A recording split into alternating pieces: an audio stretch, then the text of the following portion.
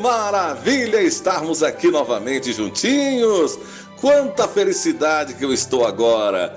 Muito bem-vindo ao nosso programa Pela Bíblia, Perguntas e Respostas. Eu sou o Mauro Maier e é com grande prazer que eu quero mais uma vez dizer que é bom demais estar com você.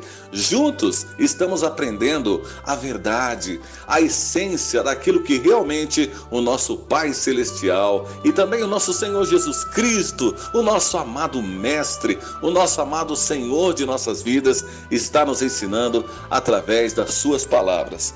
Queremos também desejar a todos que esse amor de Jesus, que a graça de Jesus esteja sempre com você.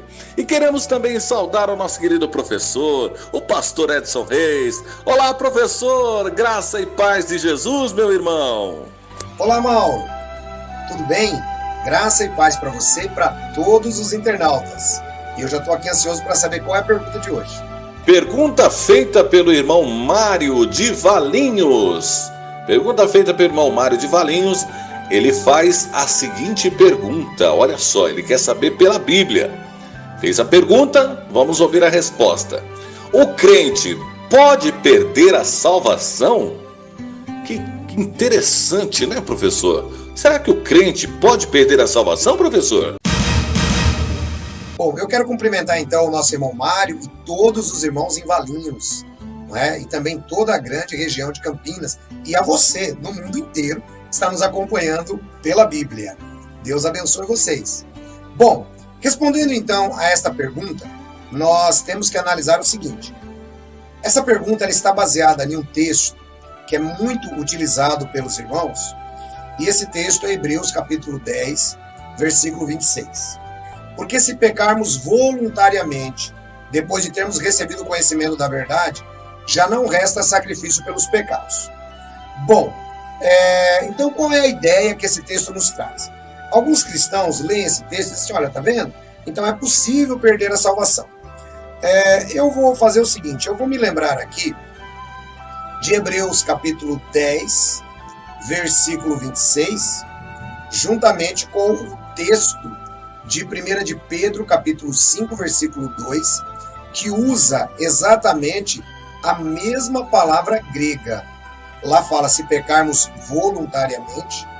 E em 1 de Pedro, capítulo 5, versículo 2, traz-nos ali a palavra grega, sósios, que é a mesma palavra usada em Hebreus. Portanto, lá em Pedro, ele fala sobre pastorear o rebanho de Deus voluntariamente. Então vamos fazer uma comparação das duas palavras. Eu vou aproveitar e vou recorrer aqui à minha memória, lembrando de um artigo do nosso irmão John Piper, que é um teólogo respeitadíssimo e que também trata deste assunto. Bom, vamos lá. A palavra grega utilizada aí, conforme citei, ela nos dá a ideia de voluntariamente. Mas o que é pecar voluntariamente ou o que é o oposto de pecar voluntariamente? Isso é algo que nós precisamos entender. Porque, por exemplo, não dá para a gente entender que um cristão que peca, ele não está pecando voluntariamente. Isso é um ponto muito importante, gente. Porque todo pecado que a pessoa fizer, ela, claro que sabe que está pecando. Por que ela sabe que está pecando, pastor?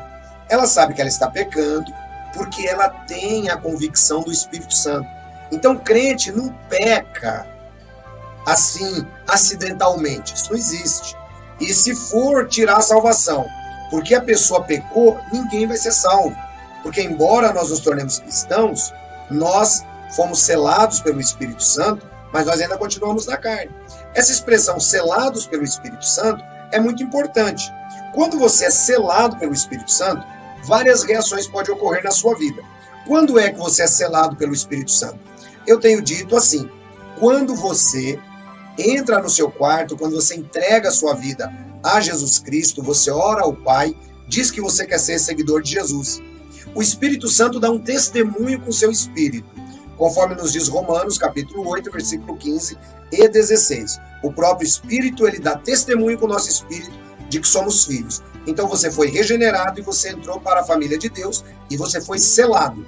Essa ilustração ela é muito importante. Imagine uma carta que você sela para mandar para o seu parente lá nos Estados Unidos.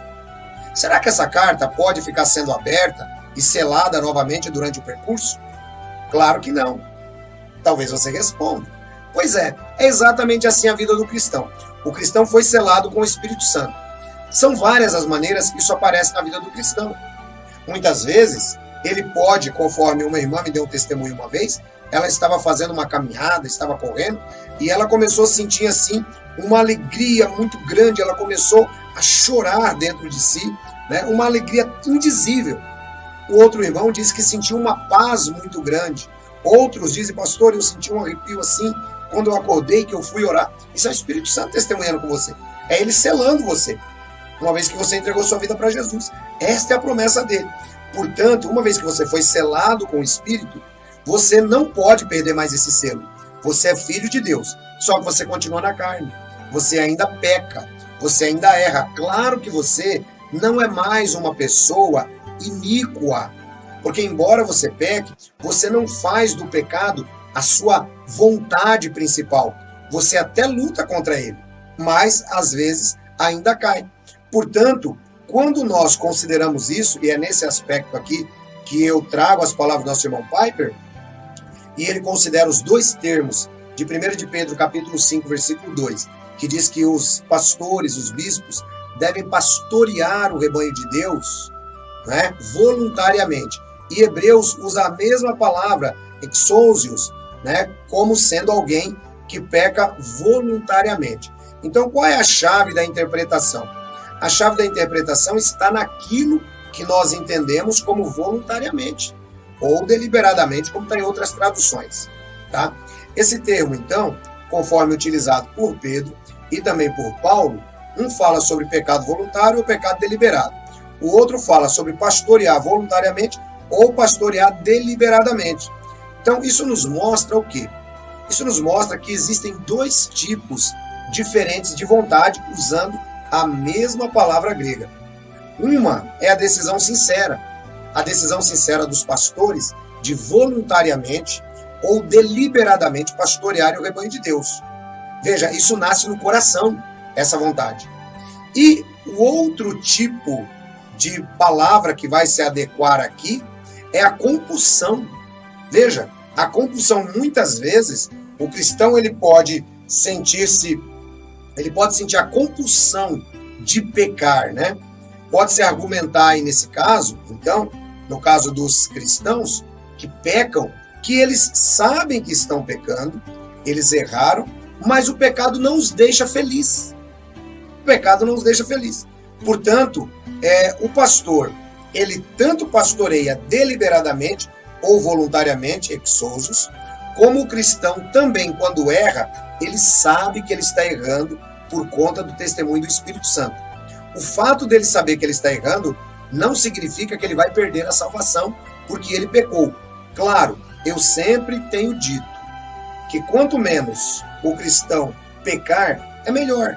É melhor para ele, é melhor para a vida dele, mas vai acontecer, não tem como.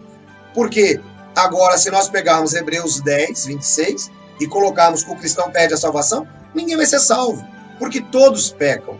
A Bíblia diz que o único que não pecou, o único que não se achou engano na sua boca foi Jesus Cristo.